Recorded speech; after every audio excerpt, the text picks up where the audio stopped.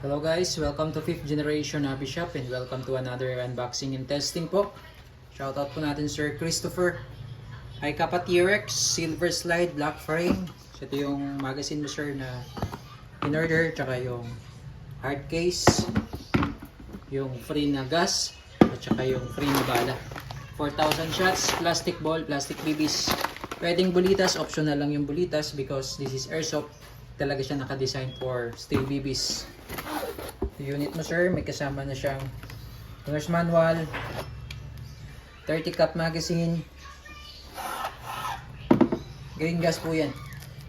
Ito naman po yung plate para sa red dot optic. Ito yung unit sir.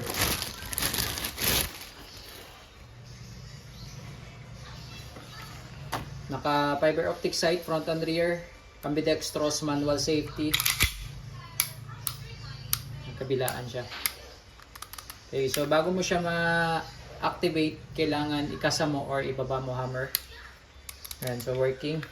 Beaver tail safety, nakababa safety, manual safety. Hindi rin siya puputok pag hindi nadidiinan yung beaver tail. Ayan, naka-magwell na rin siya. Meron siyang rail for flashlight. So ito yung plate na kasama para sa red dot optic po ito. So dito nyo po yan i-install with markings. Okay, so green gas. Ito yung gas niya po. Bali, pag nagkakarga po kayo ng gas, 3 to 5 seconds lang. Pati warik po dapat. At dapat nasa ilalim po yung magazine. 3 to 5 seconds po. Testingin din po natin yung magazine nyo sir na extra.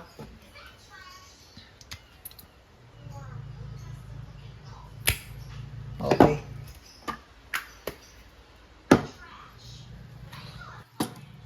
Load tayo ng BBs. Ito yung BBs. Plastic ball, .23.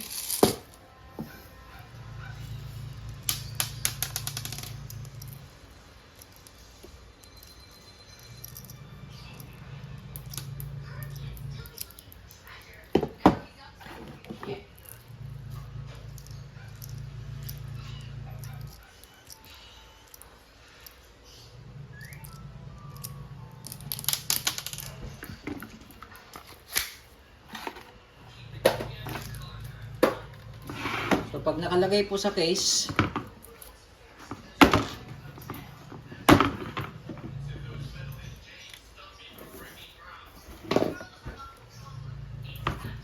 ayan po. Okay. Testing. Hi Kappa T-Rex, semi-automatic gas blowback airsoft pistol. Testing sir, first mag.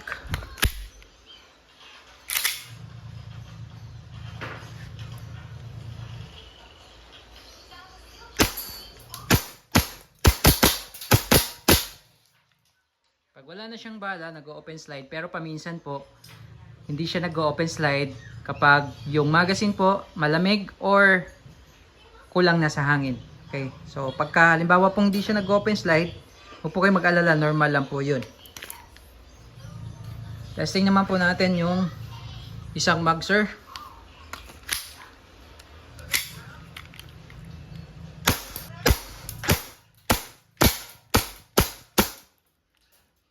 Okay. So minsan nag-open slide siya kahit hindi pa ubos yung bala. Sa lakas kasi ng T-Rex, normal naman po yun, wala problema. So pag nag-open slide, release mag muna, tapos balik yung slide and hammer down.